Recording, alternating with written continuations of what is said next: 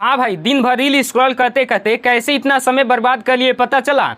बिल्कुल भी नहीं पता चला। अब सितंबर आ चुका है, अभी भी डर नहीं ना लग रहा है? बिल्कुल भी नहीं लग रहा होगा। लेकिन मैं तुमको बता दूं कि अब से तुम्हारा बोर्ड एग्जाम केवल और केवल 5 महीने बचा है, और 5 महीने का मतलब कि 150 दिन बचा है। और सिलेबस तो बिल्कुल भी नहीं खत्म हुआ होगा, सिलेबस तो अभी पूरा बचा हुआ है।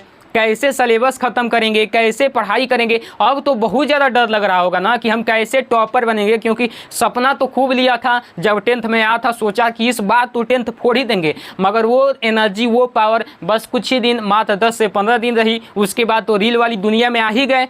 लेकिन आज की इस वीडियो में हम आपको बताएंगे कि सितंबर से, यानी कि आज से पढ़कर बोर्ड परीक्षा 2026 में टॉपर कैसे बनोगे। आज कैसे, अगर आज से भी तुम इस वीडियो को देखकर मोटिवेट हो जाते हो और पढ़ना शुरू कर देते हो, मैं इस बात की गारंटी तुमको देता हूं कि आज से पढ़कर तुम 95% 90% फोड़ करोगे। बस इस वीडियो में बताए गए सारे स्ट्रेटेजी को अपने ऊपर अपनाना और आज ही से फॉलो करना, फिर देखना तुम कितना बेहतरीन तरीके से फोड़ोगे अपना बोर्ड एग्जाम। चलो मैं आपको बताता हूँ। देखो, सबसे पहले तुम्हें क्या करना होगा, सबसे पहले एक टाइम टेबल बनाना होगा, और वो भी ऐसा वैसा टाइम टेबल नहीं, स्मार्ट टाइम टेबल बनाना होगा। नॉर्मल टाइम टेबल बनाने से काम नहीं चलने वाला, दुनिया स्मार्ट हो चुकी है। अब तुम्हें स्मार्ट टाइम टेबल बनाना होगा, स्मार्ट तरीके से पढ़ना होगा, वरना ऐसे पढ़ने बैठोगे भाई कुछ नहीं हो पाएगा। तुम कितना भी मेहनत कर लो कुछ नहीं हो पाएगा जब तक स्मार्ट तरीके से नहीं पढ़ोगे। अब देखो, स्मार्ट टाइम टेबल में किस तरीके से पढ़ना है। सबसे पहले मैं ज़्यादा नहीं बोलूँगा, क्योंकि ज़्यादा पढ़ के ना कोई विद्वान बना है ना ही टॉपर बना है। एकदम केवल आपको 5 से 6 घंटे तुम्हें देने ही देने हैं। अगर तुम्हें नहीं मन कर रहा है 4 घंटे ही दो, 4 से 5 घंटे ही दो, लेकिन रोज के दो। कितने समय आपको देना है? आपसे 4 से 5 घंटे या फिर 5 से 6 घंटे, अपने अकॉर्डिंग जितना अगर तुम्हें एडजस्ट हो रहा है उतना समय अब स्टडी पर तुम्हें देना है। समझे कि नहीं समझे बात को? उसके बाद देखो, इन 5 से 6 घंटे समय में तुम सबसे पहले दूसरा नंबर काम करो कि हर सब्जेक्ट के लिए एक अलग अलग टाइम सेट कर दो कि मुझे सुबह में कौन सा सब्जेक्ट पढ़ना है, दोपहर में कौन सा सब्जेक्ट पढ़ना है, और शाम के समय और रात के समय कौन सा सब्जेक्ट पढ़ना है। अगर तुम्हें नहीं समझ में आ रहा है कि कौन सा पढ़ना है, मैं तुमको समझा देता हूँ। सुबह में जो आपका समय होता है, सुबह में होता क्या है कि जो भी चीज़ें याद करने वाली होती है, अगर तुम उसको पढ़ोगे तो तुम्हें माना जाता है साइंटिफिकली कि तुम्हें चीज़ें जल्दी याद होती है, ज़्यादा याद होती है। ठीक है, तो सुबह में याद करने वाली चीज़ें पढ़ सकते हो। उसके बाद दोपहर का समय होता है, तो दोपहर के समय में दिमाग जो होता है कि थोड़ा सा एक्टिवनेस कम हो जाता है दिन भर से काम करते करते, और थोड़ा सा माहौल शोर शराबा वाला भी होता है। तो इस समय में तुम क्या कर सकते हो, कोई भी डायग्राम आता है साइंस में बनाने के लिए, वो चीज़ों की प्रैक्टिस कर सकते हो, आंसर लिखने की प्रैक्टिस कर सकते हो इस समय में। ठीक है, इस समय में केवल यही चीज़ करना है। ठीक, उसके बाद अब तुम्हारा समय आता है शाम का समय। ठीक है, अब शाम के समय में तुम क्या करोगे? अब शाम के समय में तो बहुत सारे लड़के कहेंगे कि हम खेलने जाएंगे, घूमने जाएंगे। जाओ भाई, मैं उसको नहीं रोक रहा हूँ, तुम 2 घंटे खेलो घूमो, उससे मुझे कोई भी फर्क नहीं पड़ने वाला। लेकिन अब तुम्हें शाम के समय में कुछ भी तो समय मिलेगा भाई, उस समय मिलेगा तो शाम के समय में क्या करो, अच्छे से चीज़ों को रिवीजन कर सकते हो। मन चाहे तो रिवीजन कर सकते हो, या फिर स्कूल के नोट्स कंप्लीट कर सकते हो। ये चीज़ें आप शाम के समय में करना। अब आपका आता है रात का समय। ठीक है, अब रात के समय में जो चीज़ें मैं बताऊंगा वही करना, वरना रात के समय में वो नहीं करोगे तुम्हें नींद तड़पाएगी, नींद सताएगी और सो जाओगे। मैं बता रहा हूँ रात के समय में क्या करना है। रात के समय में वही टॉपिक पढ़ना है जो तुम्हें ज़्यादा अच्छे से आता हो, वही टॉपिक आप पढ़ो रात के समय में जो अच्छे से आता है। ठीक है, अच्छे से आता है, ये चीज़ें आप अच्छे से आता है वही चीज़ आप रात के समय पढ़ो। और उसमें भी आप क्या करो, और ये चीज़ें पढ़ो कि मैथ पढ़ो या फिर साइंस पढ़ो, क्योंकि ये जो होते हैं सब्जेक्ट ना काफ़ी माइंड यूजिंग सब्जेक्ट होते हैं। इससे आपका दिमाग खर्च होता है, खर्च होगा जब दिमाग किसी चीज़ में लगेगा तो अब उस चीज़ के कारण आपको नींद नहीं आएगी, थकावट नहीं आएगी। ठीक है, तो रात के समय में ये सब्जेक्ट आपको पढ़ने हैं। आशा करता हूँ अच्छे समझ में आ गया होगा, स्क्रीनशॉट करना हो कर लेना। आप देखो, अब आपको क्या करना है, एनसीईआरटी। अब रही बात कि एनसीईआरटी को कैसे पढ़ना है, क्योंकि एनसीईआरटी से ही तो हमारे एग्जाम में क्वेश्चन बनेंगे। तो एनसीईआरटी कैसे पढ़ेंगे? एनसीईआरटी पढ़ने का सिंपल सा फंडा है कि सबसे पहले उसका एक अच्छे से नोट्स बनाओ।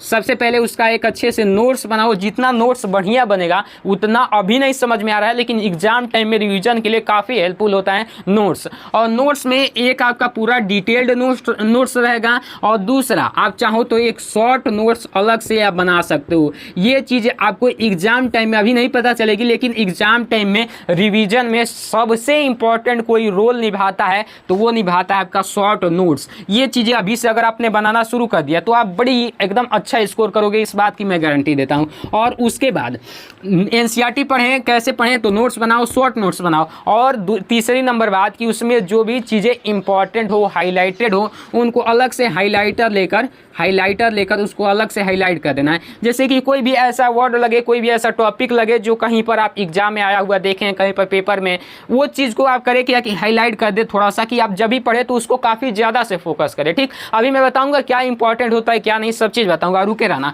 उसके बाद देखो इंपॉर्टेंट कैसे पता करें, इसको मैं बताऊंगा। सबसे पहले इधर आ जाओ, उसके बाद इंपॉर्टेंट के बारे में बताऊंगा, क्योंकि ये चीज़ें जानना बहुत जरूरी है। ये अगर आप जान गए तो एग्जाम फोड़ना बहुत आसान हो गया, समझ जाओ कि ठीक है। अब देखो यहाँ पर बात रही कि हर हफ्ते एक मॉडल पेपर लगाओ। अगर हर हफ्ते एक मॉडल पेपर लगाओगे, इससे पता चलेगा, क्योंकि बहुत सारे लड़के क्या होता है, कहते हैं हमने सारा पढ़ लिया, सब कुछ जान लिया, लेकिन होता क्या है कि ढंग से उन्हें कॉपी लिखना नहीं आता, क्वेश्चन को पढ़ने नहीं आता, क्वेश्चन को समझने नहीं आता। उस समय जब एग्जाम में बैठोगे ना तो ये चीज़ रियलाइज होगा कि यार हमें क्वेश्चन तो पढ़कर समझ ही नहीं आ रहा है, बट वो पढ़े रहोगे। फिर होता क्या है कि जो याद किए होते हो ना वो भी भूलने लगते हो। अगर अभी से एक एक मॉडल पेपर लगाओगे हफ्ते में, रोज़ नहीं कराऊँ, हफ्ते में, तो आपका देखना दिमाग फुर्ती से चलेगा, एग्जाम में भी फुर्ती से चलेगा, अभी भी आपका दिमाग काम करेगा। तो आपको करना क्या है, एक मॉडल पेपर लगाना है। अभी मॉडल पेपर कैसे मिलेगा मैं दे रहा हूं, अभी मैं बताऊंगा कैसे मिलेगा। ठीक है, मॉडल पेपर आपको लगाना है। डिस्ट्रैक्शन से कैसे बचे, देखिए आज के समय का सबसे बड़ी समस्या रह चुका है डिस्ट्रैक्शन।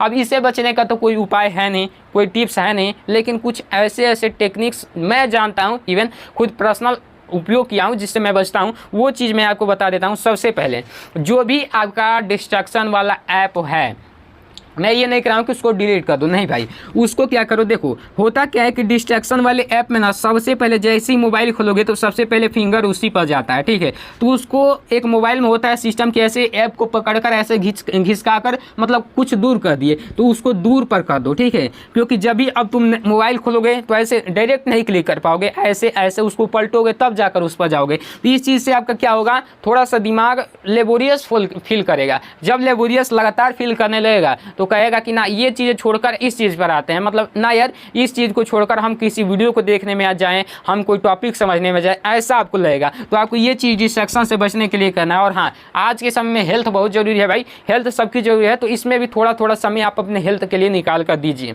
ठीक है, जिम वगैरह करना चाहो कर सकते हो, लेकिन जिम नहीं जाओ तो सही, घर पर ही कर सकते हो वर्कआउट। अब देखो इंपॉर्टेंट कैसे पता करें, ये चीज़ें मेन है। इस चीज़ के लिए मैंने खुद बहुत सारे प्रीवियस ईयर के पेपर, मॉडल पेपर और बहुत सारे टीचर्स को जुटाकर और इवन खुद एनालिसिस करके एक पीडीएफ तैयार किया हूँ वन शॉट। ठीक है, पीडीएफ कैसा तैयार किया हूँ, वन शॉट, मतलब इसमें जितने भी आपके 6 सब्जेक्ट हैं, क्लास 10th हो क्या या फिर क्लास 12th हो, दोनों के लिए 6 सब्जेक्ट के इंपॉर्टेंट क्वेश्चन उसमें रहेंगे, जो कि हर साल आपके बोर्ड एग्जाम में आते हैं। इंपॉर्टेंट क्वेश्चन उसमें दिया जाएगा। उसके बाद आपको उसमें मॉडल पेपर दिया जाएगा।